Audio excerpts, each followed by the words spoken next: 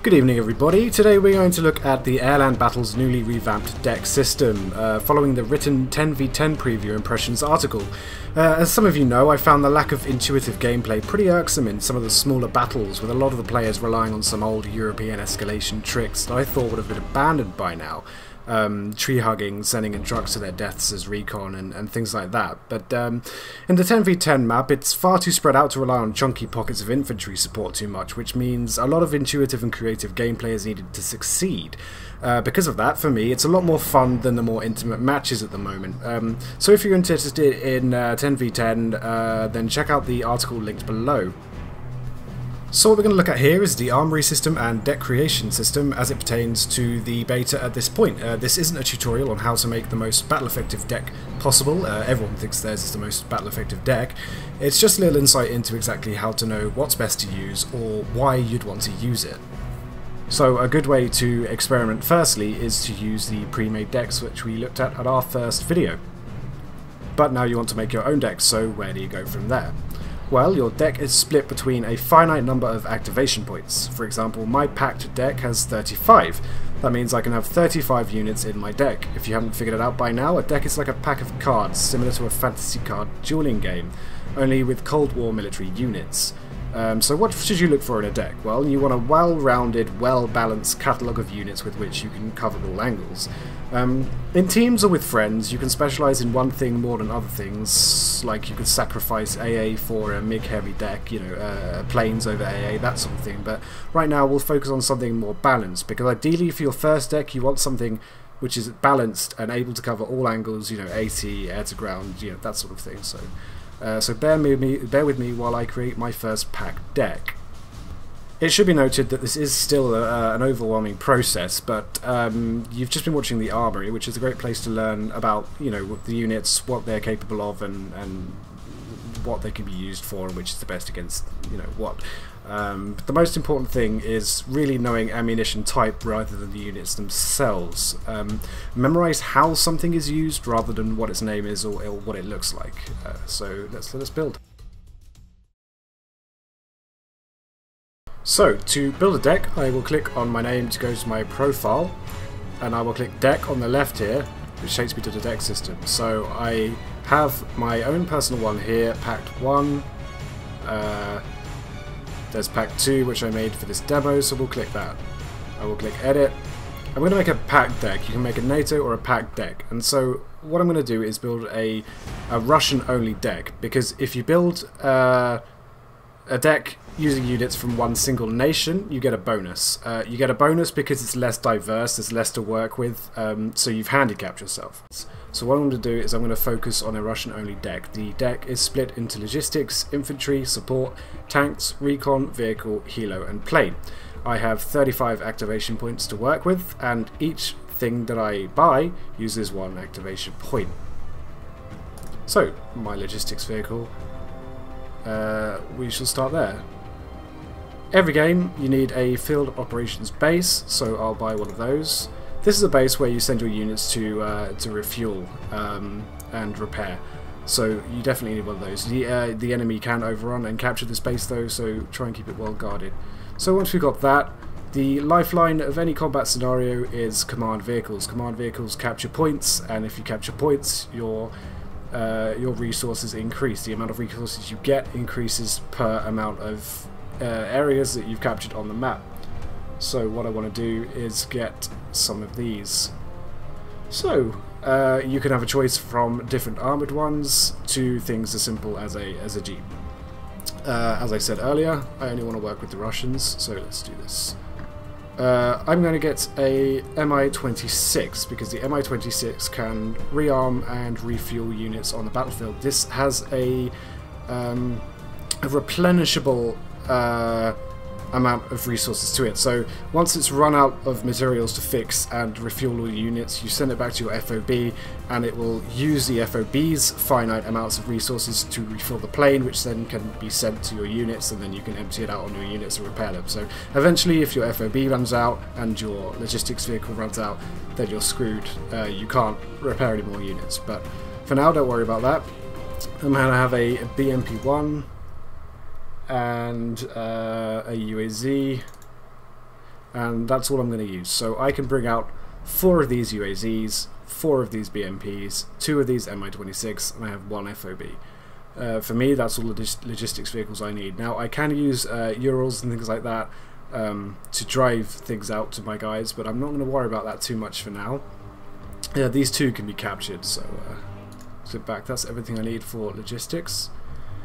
Now, infantry is the lifeline to what you want to do in Wargame AirLand Battle, and it was in European Escalation 2. If you don't have enough infantry to support your armor, it will get overrun. If you have too much infantry, then it'll get overrun by armor and napalm and things like that. So finding a right balance is perfect. Now, to a lot of you, myself included to a certain extent, the amount of infantry you can use in the battlefield is, of course, quite overwhelming, and it isn't split into what it can do. So here's everything there is. Spetsnaz being sort of the SAS type unit, the strongest infantry unit there is. But for me, what I'm going to do once more is get rid of these guys and stick to Russians. I want some Iglas. Iglas are a anti-air infantry, which are incredibly effective and also very cheap. So we'll choose these Iglas. I can bring out 12 of this unit. Now we need some AT infantry. Now the type of infantry it is sort of denoted by this icon. It's quite hard to miss. That's a tank exploding. This is fire, obviously. That's a helicopter exploding. So what I want to do is get some AT infantry. So for that, I'm going to use Conquerors, and they have escaped me. Right, let's look for these guys. Right, here they are, BTR Conquerors. So they come with the BTR vehicle. The vehicle has its own stats. Once you empty out your infantry out of the vehicle, you can control the vehicle independently from the infantry. So choosing the right vehicle with the job is also a good idea, because these vehicles themselves can be quite combat effective. But that's something you'll discover as you play the game. So we'll get one of these guys, you can bring out 8 of those. So what I'm going to do now is have some anti-infantry, which are also incredibly useful. I can use the Spetsnaz, they're very expensive. What I'm going to do instead is choose the Motostrelki, and those guys are here. So we'll get Motostrelki with a BMP-2. I'm choosing the BMP-2 because the BMP-2 is a very good APC unit against both infantry and light armor. So that's all I'm going to use for infantry.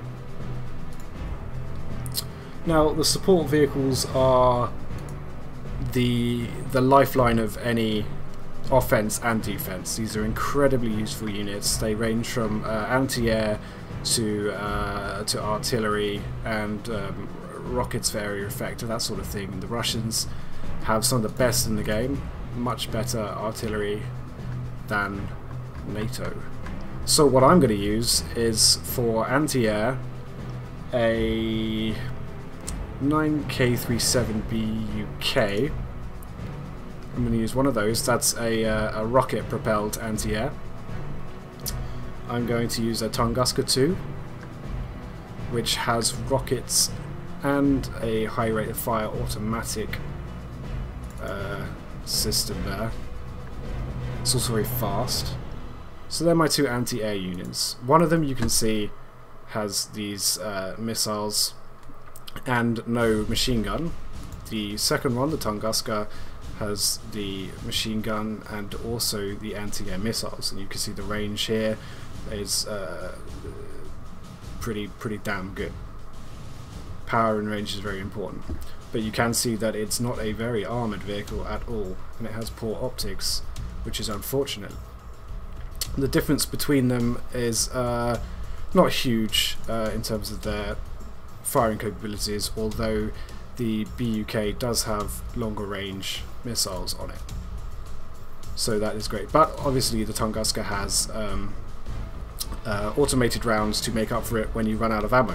And you will run out of ammo. These things fire a lot, especially since this is air-land battle, there are a lot of planes being used. So these are really very vital. I'm going to have these 2 for now, but it sometimes is advisable to use more. I can have 6 Tunguskas and 4 BUKs, but that's enough for me. What I'm also going to bring out is some mortar artillery. I'm not a huge fan of artillery in the game, but having some mortar artillery is useful to flesh out any guys hiding in the trees and that sort of thing. So I'll just have that guy and the MSTA I think I'll go for here, which is somewhere.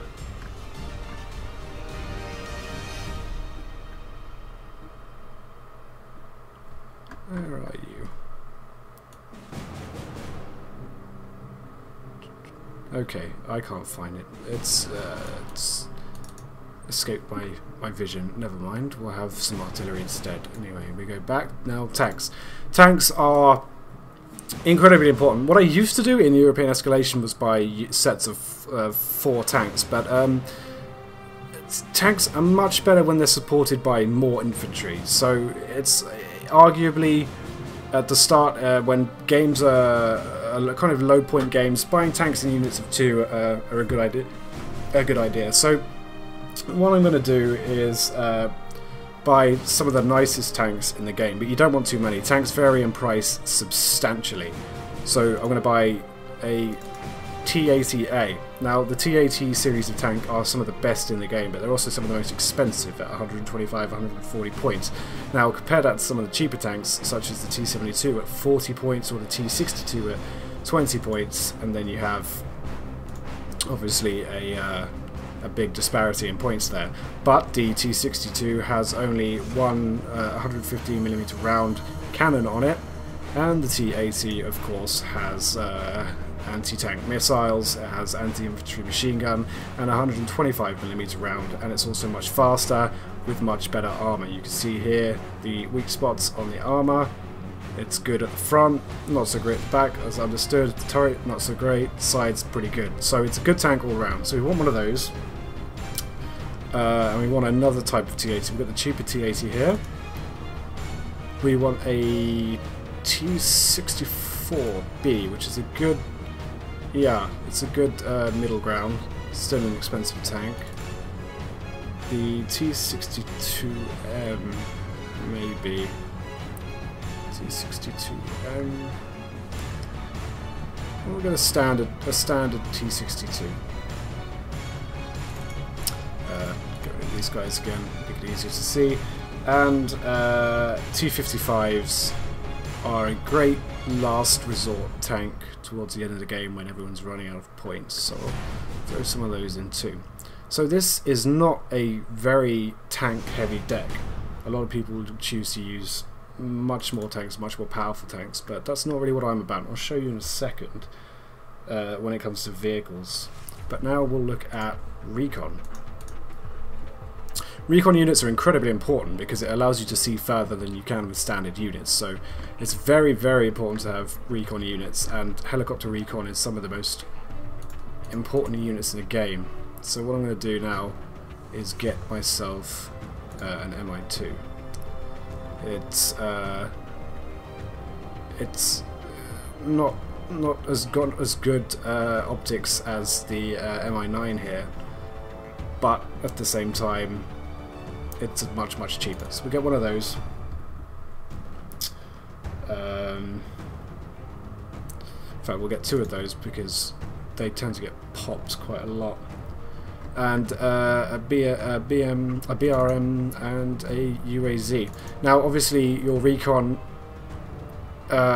differs in armor like the other units, so if you want to keep it alive or you want some front assault Recon, it can be good to get tanks and things like that, but they'll never be as good as the tanks attacking, so it's better to strategically place cheaper Recon than it is really to get some of the most expensive ones. Now vehicles are interesting because they are some of the most powerful units in Wargame.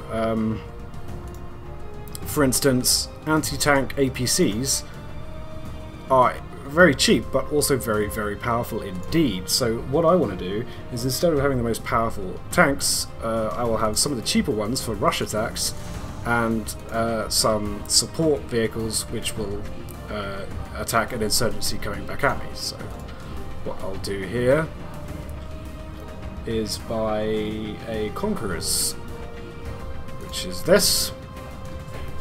This has ground-to-ground missiles, which are incredibly powerful against tanks, incredibly good at suppression, and putting these in the trees and hedgerow, things like that with some recon is very, very crushing. Again, the ASU has an anti-tank turret on the front there, very useful as a suppression unit. So what I'm going to do now is buy a Stern, some more anti-tank rockets, and maybe Afghansky. This is a very useful for suppression against anything coming at you, a high power, a very fast automated cannon on the front. So that's what we have for vehicles now. So that having these instead of a very tank heavy deck is a very sensible move, because it means that when they do try and take a point that you're holding, your missiles will just fire at their tanks and either suppress or destroy them at quite a small cost, only at 45 each. They're priced at some of the cheaper tanks, which won't even have the armor penetration of things, much higher tanks anyway, so we'll stick with that.